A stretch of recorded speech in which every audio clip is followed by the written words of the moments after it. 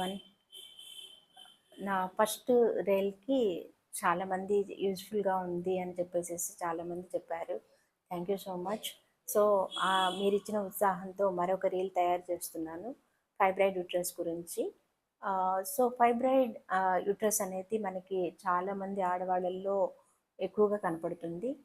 Dust more than age of 30 years కన్నా ఎక్కువ ఉన్న వాళ్ళల్లో 20% మందికి ఫైబ్రాయిడ్ యూట్రస్ ఉండే అవకాశం ఉంది. సో అసలు ఈ ఫైబ్రాయిడ్ అంటే ఏంటి, అసలు ఎక్కడ ఎలా ఎందుకు డెవలప్ అవుతుంది అనేది, దానివల్ల వచ్చే ప్రాబ్లమ్స్ ఏంటి అనేవి మొత్తం ఇవాళ తెలుసుకుందాం. సో మొట్టమొదటిగా మీకు మన గర్భసంచి ఎలా ఉంటుంది అనేది చూపిస్తాను. సో ఈ గర్భసంచి అనేది మామూలుగా అయితే ఇలా ఉంటుంది. సో ఇందులో ఇది చాలా హెల్దీ గర్భసంచి.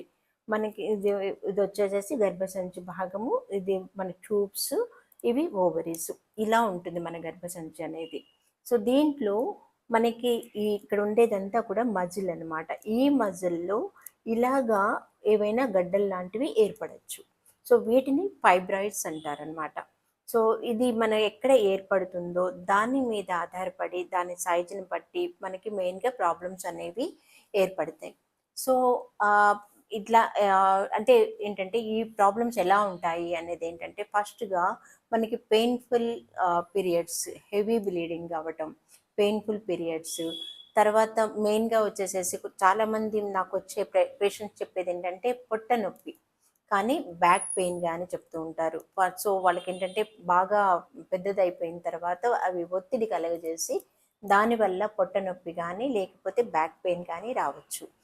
అంతేకాకుండా ఇంకా వచ్చేసేటప్పటికి అది ఏర్పడిన ప్లేస్ని బట్టి, ఎక్కడ ఏర్పడుతుందో దాని మీద ఆధారపడి మనకి ప్రెషర్ సింటమ్స్ లైక్ అంటే మన పైకి ఉండే బౌల్, మన ఆహార నాళాలు ఉంటాయి కదా, వాటి మీద ఒత్తిడి కలగజేయటం కానీ లేకపోతే బ్లాడర్ దట్ ఈస్ పాస్థితి మీద ఒత్తిడి కలగజేయటం వల్ల కొన్ని ప్రాబ్లమ్స్ ఏర్పడతాయి. తర్వాత కొన్నిటి వల్ల ఏంటంటే ప్రెగ్నెన్సీ రావడానికి కూడా కొంతమందికి లోపల భాగంలో ఏర్పడినప్పుడు ప్రెగ్నెన్సీ రావడానికి కూడా ఇబ్బంది కలగచ్చు. అంటే వాటిని నేను మీకు చూపిస్తాను, ఎక్కడెక్కడ వచ్చినప్పుడు ఎలా జరగచ్చు అనేది మీకు చూపిస్తాను. సో ఈ ప్లేసెస్లో వచ్చినప్పుడు కానీ ఇక్కడ వచ్చినప్పుడు కానీ ఇవి పెద్దవిగా ఏర్పడినప్పుడు, అంటే కొంతమందికి ఏంటంటే చిన్న బఠానీ సైజులో ఉండొచ్చు, కొంతమంది బత్తాయి సైజులో రావచ్చు, కొంతమందికి లైక్ పుచ్చకాయ అంత పెద్దవి కూడా రావచ్చు.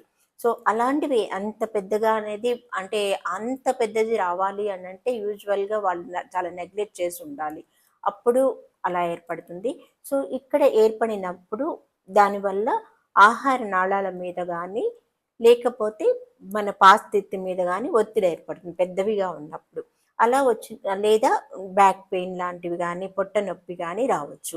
సో వీటి వల్ల ఏమవుతుంది, సో కాన్స్టిపేషన్ కొంతమందికి ఏమో పాస్ నిలబడకపోవడం, త్వరగా వెళ్ళిపోవాల్సిన అవసరం రావడం జరగచ్చు.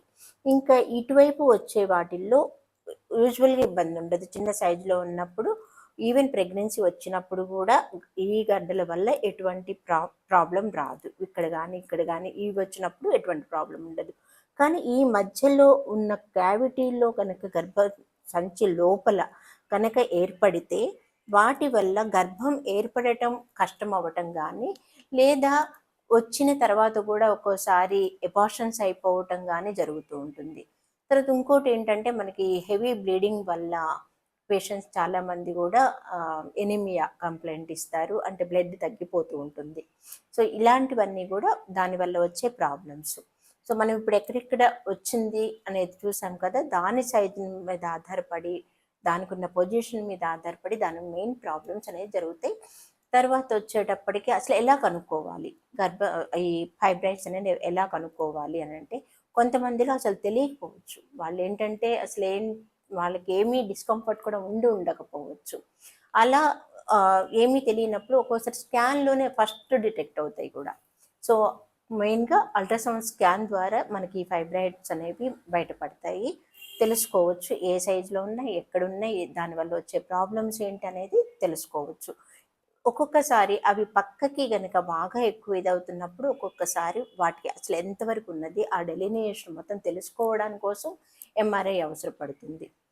సో తర్వాత వచ్చేటప్పటికి వీటికి ట్రీట్మెంట్ ఏంటి అనేది చూస్తే, మన ట్రీట్మెంట్ పరంగా చూస్తే ఫస్ట్ సిమ్టమాటిక్ మనం ఏదైనా సరే ఫస్ట్ రాగానే వాళ్ళకున్న హెవీ బ్లీడింగ్ కానీ ఆ పెయిన్ఫుల్ బ్లీడింగ్స్ కానీ పెయిన్కి కానీ రిలీఫ్కి మెడిసిన్స్ ఇవ్వటం ఫస్ట్ మనం ఎనీమియాని కరెక్ట్ చేసుకోవాలి.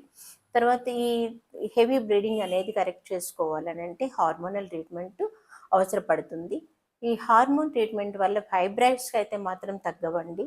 వాటి ఒక్కసారి ఏర్పడితే అవి తగ్గడం చాలా చాలా కష్టం. కొన్ని మెడిసిన్స్ ఉన్నాయి ఫైబ్రాయిడ్ తగ్గేవి, సైజ్ తగ్గేవి. ఎప్పుడంటే బాగా హ్యూజ్ ఫైబ్రాయిడ్స్ ఉన్నప్పుడు ఆపరేషన్ చేయడానికి కూడా కష్టమైనప్పుడు వాళ్ళు డాక్టర్స్ చూసుకొని ప్రిస్క్రైబ్ చేస్తారు. అప్పుడు దాని సైజ్ రెడ్యూస్ అవుతుంది. అంటే మనం అనుకుంటాం సైజ్ రెడ్యూస్ అవుతుంది కదా, సో ఎందుకు మన ఆపరేషన్ దాకా వెళ్ళడం, ఇవే వాడచ్చు కదా అని అనిపిస్తుంది మీకు.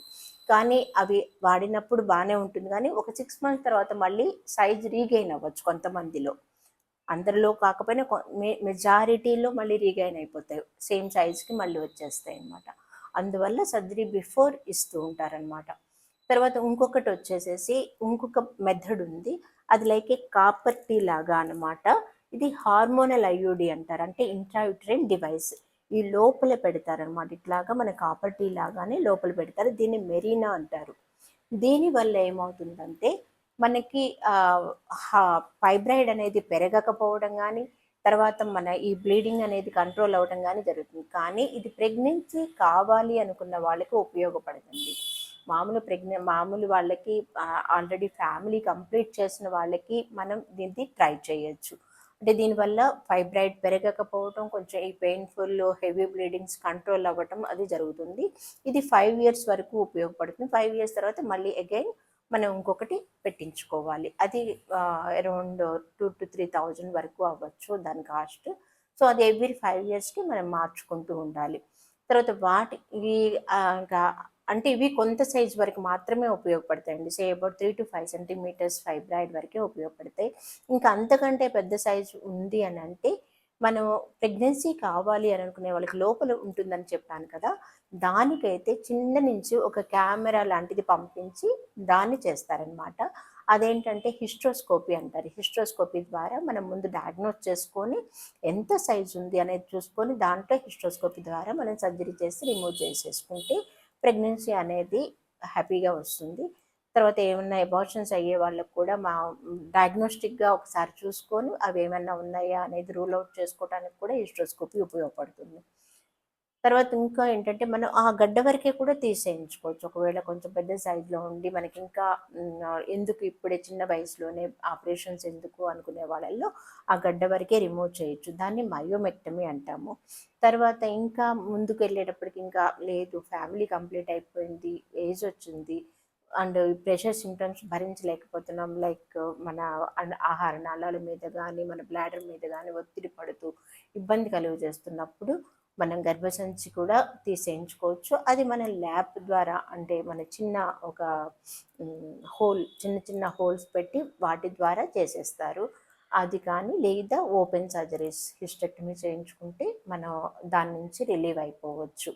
ఇవైతే మాత్రం క్యాన్సర్ కాదు, that's the most important. Cancer కావు, కాకపోతే దానివల్ల వచ్చే ఈ ప్రాబ్లమ్స్ కోసం మనం దానికి ట్రీట్మెంట్ తీసుకోవాల్సి ఉంటుంది. ఇది ఫైబ్రాయిడ్స్ గురించి. Thank you.